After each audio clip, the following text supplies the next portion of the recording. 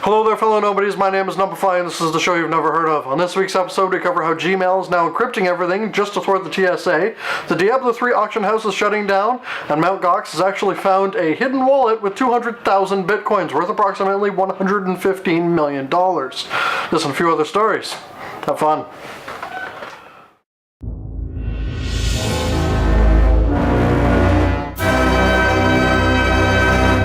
So starting off with Gmail and its brand new encryption. If anyone's been following the evilness of the NSA, they've been following that some whistleblowers came out with a project called Prism in 2013, suggesting that they have been harvesting data from various sources such as Gmail, Facebook, and Apple, and many, many others in order to actually get various kinds of data and facial recognition and all kinds of scary, bad, evil stuff to watch everything that we do. Well, Google has turned around and said, well, no, that's not okay. We want privacy in our email. So Gmail, all transmissions of, Google+, and various things in between have now been completely and fully encrypted regardless of whether you're on a home system or public access Wi-Fi. This is a really big step for Google, considering they're usually considered the big, scary, bad, evil corporation, and this is actually a step in the right direction. Way to go, guys. Keep it up. So for those of you who've been following the Assassin's Creed series, you know that there's one coming out called Unity for the next generation consoles, and there's rumored to be one coming out on the earlier generation consoles also this year.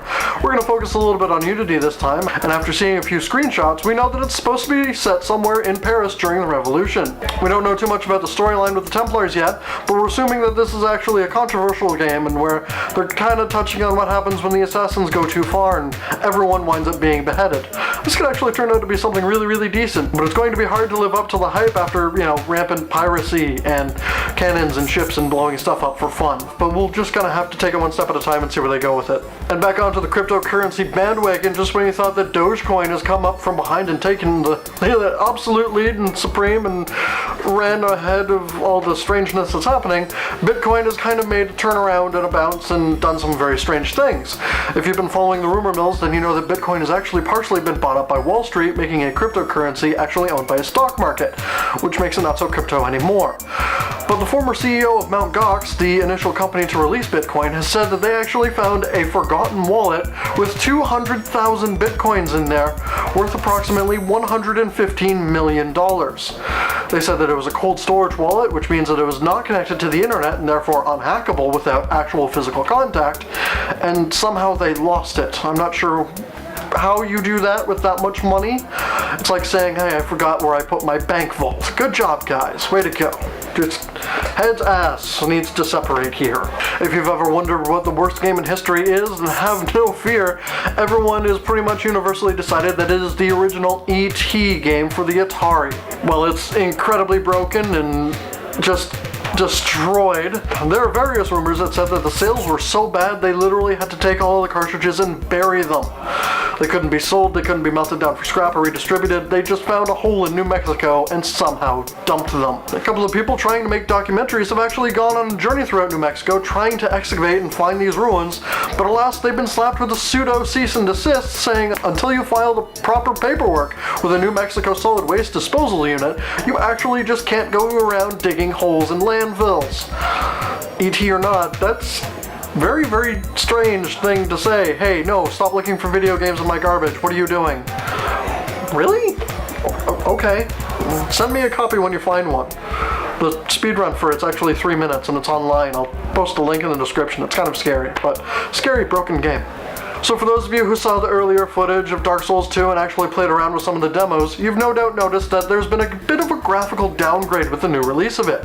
They basically said that they were trying to avoid another, quote, Blighttown situation and tried to smooth out the frame rate by dropping the graphics a little bit. I am one in completely in favor of this, and having played the game rather thoroughly by this point, can certainly say that it is not an ugly game by any means. The lighting is really nicely done, and the frame rate is actually nice and stable. I highly enjoy it. It's at a constant 60 frames per second.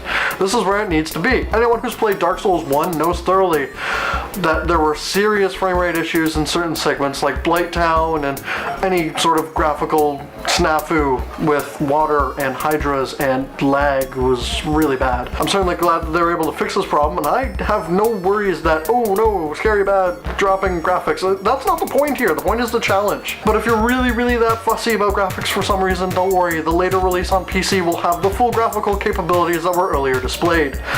If you've got the PC to run it, go for it. It's going to be a crisis situation all over again. Good luck, guys. So, the Diablo 3 auction house is now closing after the Loot 2.0 patch has basically made it not really relevant anymore. The auction house is supposed to be a secure and safe way to trade goods between people, as legendary drops were considered extremely rare. People were reporting having clocked over 200 hours into the game and only having 3 legendary drops ever.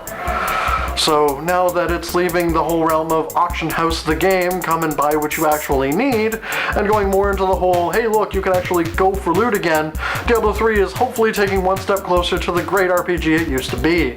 Now we just need to get rid of the whole single player DRM and all kinds of other stuff, and guys, you specifically made an expansion pack for it and it's not being released on consoles. What are you doing? There are millions of people that still have it on PS3 and want their expansion pack, and you are denying it to them, and these are people paying money. Stop being stupid.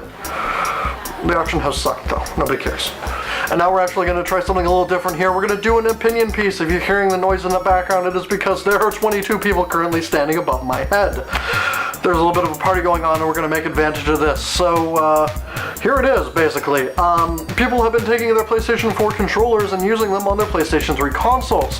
Generally, I don't think this is a great idea, but that's not really the point here. The point is, they were using their PlayStation 4 consoles on a PS3 game and a PS3 console, not knowing that it was also controlling their PlayStation 4 at the same time. Certain button presses and mashings and all kinds of things. People have reported that they have accidentally purchased items on the PlayStation Network while using it on a PlayStation 3 console. The big debate here is, do you think that Sony should refund these people their money?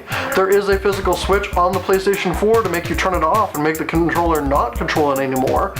Do you feel that you should have to type in your password every time? I mean, is saving these passwords and credit card numbers and all these other banking informations, is that a good idea? I mean, somebody was complaining that he already owns a copy of FIFA and he paid another $60 for one on the internet just because he was playing Dark Souls 2 and happened to be controlling his other console at the same time.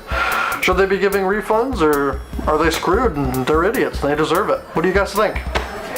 Hello fellow nobodies, my name is Catherine. So my opinion on the subject? Well, first of all, if you're going to be using a controller that's not meant for that console, maybe close the other console first. That way you're not actually doing all these transactions. However, I am a little nice, and I do think that if you're going to make the mistake once, okay, once you can get refunded. However, make the mistake more than once, come on, you're being dumb. Just change what you're doing, because you shouldn't be buying stuff on your other console at the same time. Either take off your credit card from your account or shut off the console. That's my opinion. Hello there, fellow nobodies. My name's Mel, and I'm not really sure what's going on, but like really. Honestly, you don't expect people to use the newer technology with their older technology. Honestly, like, you didn't think this was gonna happen? This is why things happen. This is why, yes, you should give refunds. Yes, that is my opinion. You should give refunds. Because if you're playing a game and something happens elsewhere that you're not paying attention to, that's not your fault. That's not your opinion. That's not what you want to be doing. So if you've bought something completely random that you don't want, why should you keep it? Why should you pay for it? If you did this in a store, they would not make you keep it. They would take it back. Oh, I accidentally purchased this sweater with this scarf that I wanted. I don't want the sweater. Please take it back and give me back my money. Cool. Things like this shouldn't happen. Is there one-click buying in the PlayStation Store? I didn't know this. This is why iTunes makes you type in your password every single time you buy something. Yes, it's annoying as fuck, but we do it anyway. So when you hand your 3-year-old your iPhone, they don't spend $50 on Candy Crush. Wait, faux nobody. Hello, fellow. Hello, fellow. Nobodies. Nobodies. Okay, got it. And Gary and wait, hello, fellow buddies. Okay, hello, fellow nobodies. My name is Gary, and my opinion about this situation is this. Sorry, the refund is fuck your refund for PS4. I'm probably drunk, but Please drink responsibly. Hello, fellow nobodies. My name is Allie, and I say Sony, more like no-knee. Fuck that shit. Happy? So guys, what do you think? Is Sony being a little too harsh saying no refunds here, or did they really just underestimate the level of incompetence that people can truly have and feel that they should pay for it? Leave something in the comment section below. If there's any articles you think that we should have a look at, fire us an email at numpsgamedump@gmail.com or leave us something in the comment section below. Thanks. Why can I never want to take that segment? Fuck! Ah! Thanks for watching.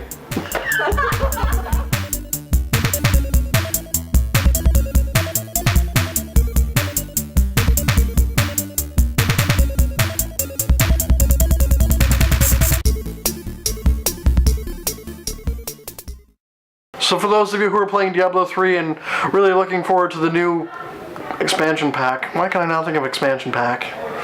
I cannot think of shit. Shit, no, happen. Brain, no, has. Ah.